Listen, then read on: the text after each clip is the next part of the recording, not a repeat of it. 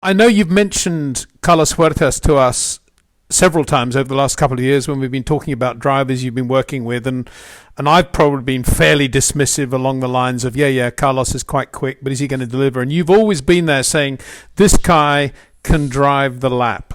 And he won. He won a World Series race in the wet the weekend. You must be delighted, not to mention how Carlos must be feeling. Oh, yeah, and he won it by 11 seconds. And with Carlos, I've worked with him for many years, from Formula BMW, Formula 3, now World Series, and he was just here a few days before he went down there. And he is an extraordinarily skillful driver and can certainly do the lap time. We've seen it many, many times in the past. I have seen it, and he did score a win in Formula 3 as well, in a similar way. He can certainly lap as fast as anybody. Very, very skillful driver with a great feel for what's going on.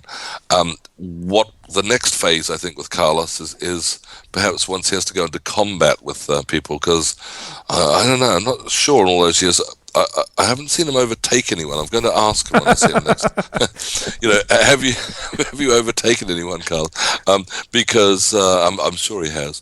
But he's not a natural infighter. And they used to say this about Chris Amon as well, back in '67 when he got up to speed, along with, and was running along with Jim Clark quite a lot.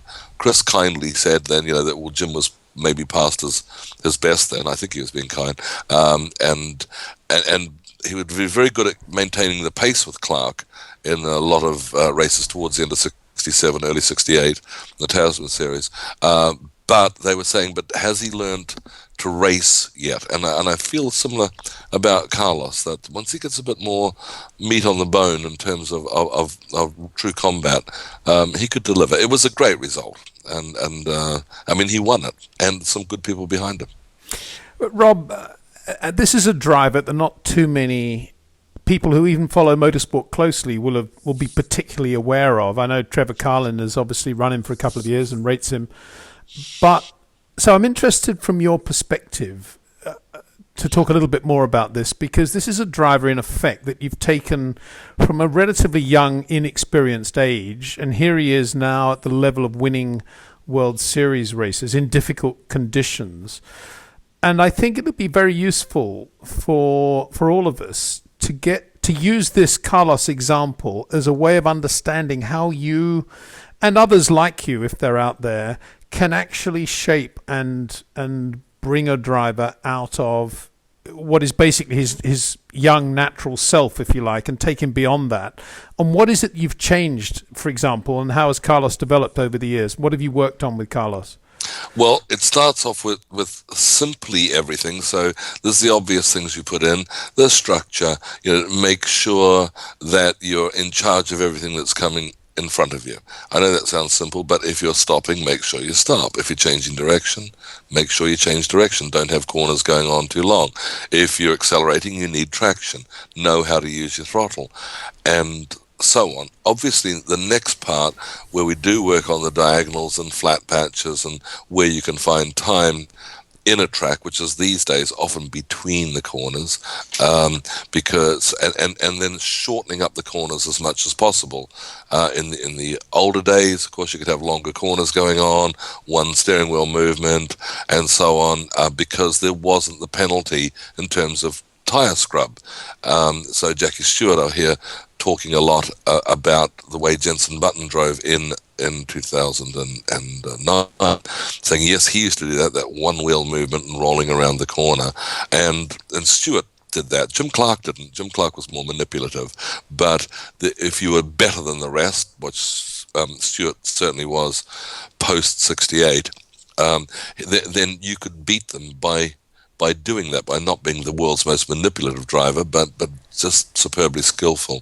And of course, Jensen drives in that way. Now, these days, if you do have corners going on too long, the tire scrub, with their steamroller tires they have these days, there's a penalty for that. So getting them to change direction and get those kilos out, the weight out of the scrubby tires, worked very hard on that with Carlos. Now, in the wet, it's harder to do that because manipulating the car trying to get the nose in, putting a bit more steering on. Firstly, it doesn't follow its nose very well in the wet because it has less grip. And if it does get the nose pointed in, the chances of having traction problems exist. So you tend not to do that so much in the wet. What you still wait for, though, is direction change and traction. And this is a wet version of the dynamics that we're talking about. You're certainly not going in there holding a four-wheel drift coming up to an apex, but you're aware that there is time between the corners if you've got traction, and that requires very delicate steering going in, and then knowing how to wait until the car's pointed in the right direction and doing that. So the wet is a slightly different dynamic, or it's a slightly different result. Also, it's not always that it's the best drivers who win in the wet, because you must remember, as I say to them, you've got more time to think in the wet. Don't tell me that you're this great car control creature that in the wet it displays my absolute brilliance. You do have more time to think, and so it is a little bit easier. I often found it a bit easier in the wet than in the dry. That's a summary of it. But with Carlos, great delicacy and very, very gentle movements going in there. And in those conditions on that day, it worked better than anyone else. Now, here's the thing. You like to use, I think, if you're given the choice, Bruntingthorpe to do the work. And I think you're speaking now from the offices of Bruntingthorpe. Very nice they look too. Very neat and tidy they look too. Are you saying that Carlos would have therefore done quite a lot of days with you in the wet and would have been working on that manipulation in the wet more than he would have, for example, if you were training drivers at Laguna Seca? Yes. Now that there were a number of wet days with Carlos is really a numbers thing, because we did and we still do a lot of days. So therefore, the chances of there being wet days are greater. So yes, it helps. That's random. If it rained at Laguna, then fine, it would work there as well.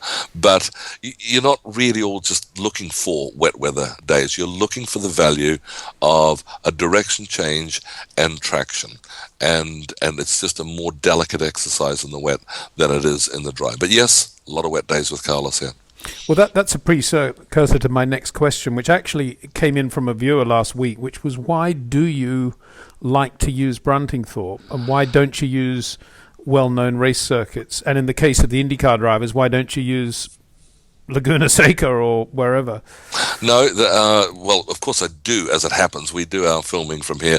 Bruntingthorpe, we have a terrific version of events up here. Most of the dynamics are in the circuit here, and of course the Bruntingthorpe owners, the Walton family, are terrific racing enthusiasts, and they have been terrifically helpful as well, and they always make sure that there's room for me. Getting circuits where you can just go out and run like we do. They're not all over the place. There's not millions of them, and they've been very, very kind and very supportive of what we're doing here.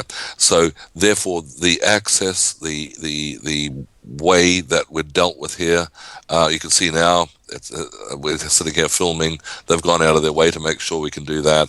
It's a very good circumstance here. However, the place isn't always available. They have exclusives and so on, and so I will use Myra. I've used other places, Goodwood, an awful lot in the years gone by, but that became harder to get onto once it became popular with the revival and so on. So, but I do go all over the place. I'll be in Argentina in July. I go to Australia, and we use odd tracks down there. Using a traditional racetrack, yes, you can learn your way around Donington, Laguna, Sears Point, anywhere, Bathurst.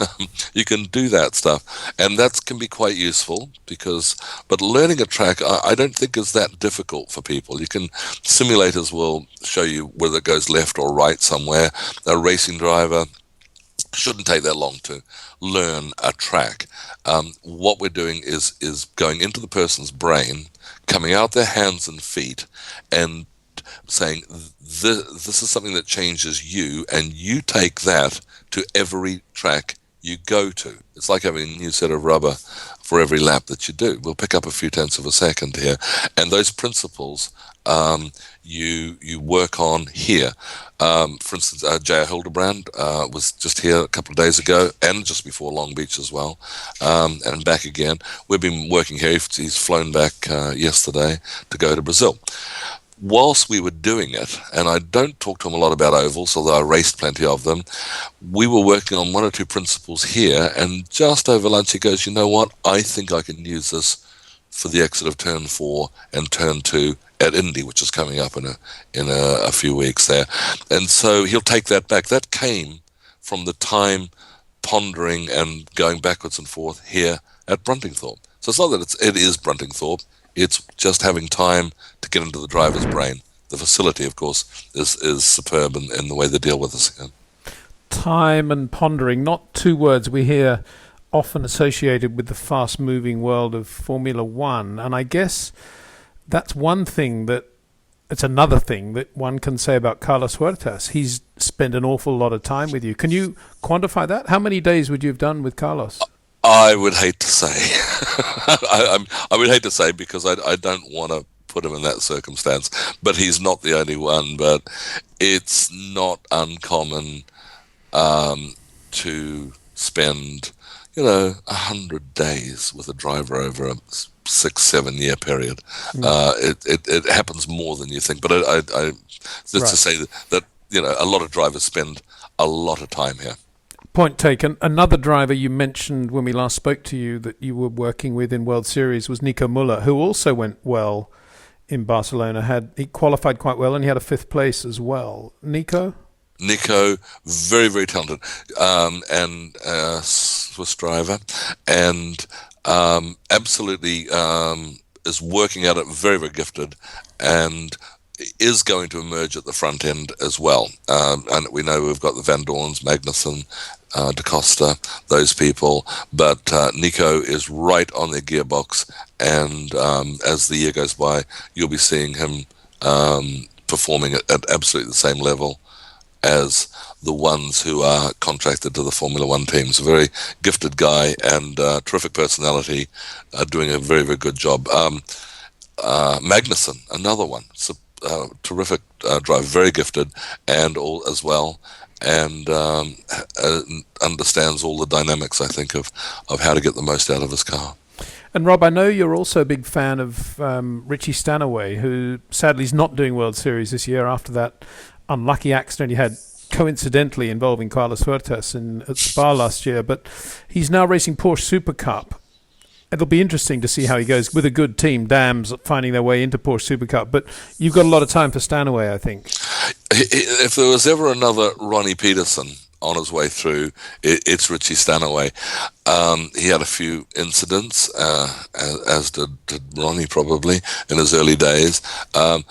Superb car control, very, very fast, and the time we spent was probably just aligning him a little bit to say, look, let's just get it pointed this way a little rather than that way a little, so that we can find a bit of time between the corners. But great car control, and you could tell when you were watching him coming through, there was always a bit of excitement when you'd know that Richie was coming into view in his World Series car, because he had that energy behind the wheel. He didn't mind what shape the car was in as it came to a corner. A real good old-fashioned racer.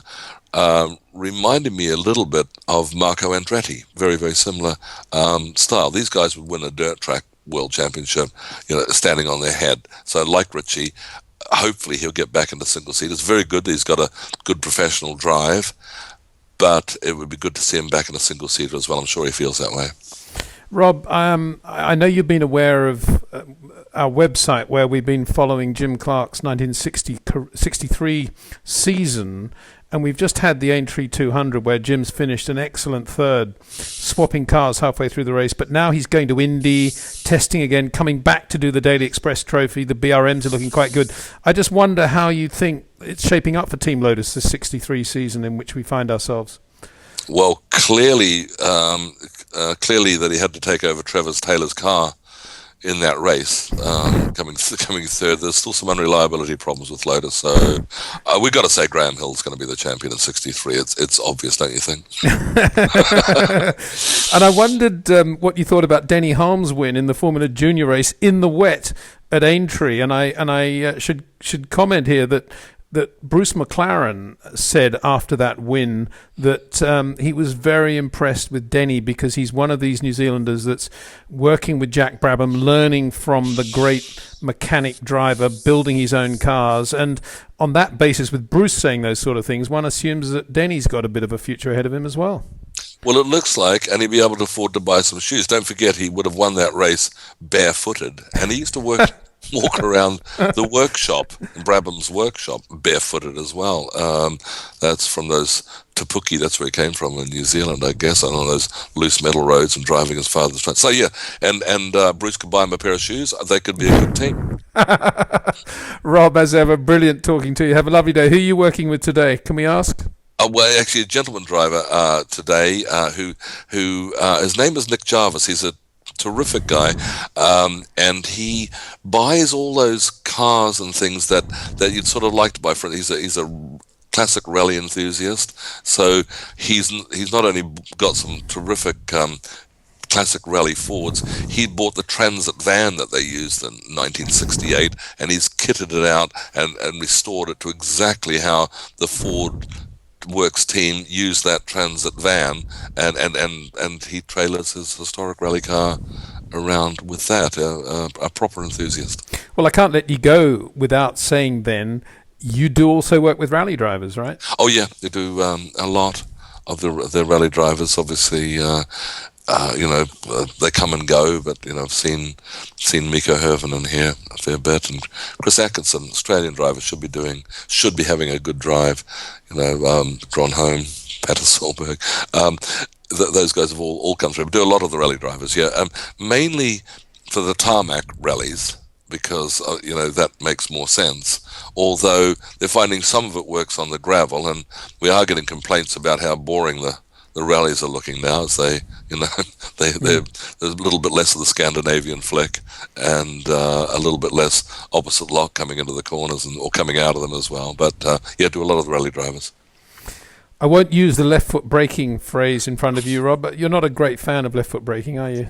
Look, you can use your elbow. It doesn't matter which foot you use. But the crossover, it was the crossover idea, that you could be on the throttle whilst you're coming off the brake and you wouldn't be wasting any time. But, of course, the car doesn't stop if you've got both feet off the pedal. It's still doing something, changing direction. You can use your right foot. You can use your left foot. It really doesn't matter a lot, and even some of the rally drivers are quite comfortable using their right. It was a Finnish thing that started off, I think, with the Mini Coopers. Would it have been Rauno Aaltonen and those guys? But I know some of the Finnish rally drivers have fallen out with some of the left foot braking specialists who would be training them, saying, I don't think I need to do this. But of course, there's a lot of two-pedal cars and things like that. You do use your left foot. It really doesn't matter which foot you use. I'm just saying it's not 100% essential that you use your left foot. It's all about manipulation. It is all about manipulation. Thanks, Rob. Brilliant. All right, Peter. Talk to you again soon. Thank you. Okay, thanks. Okay. Bye-bye now.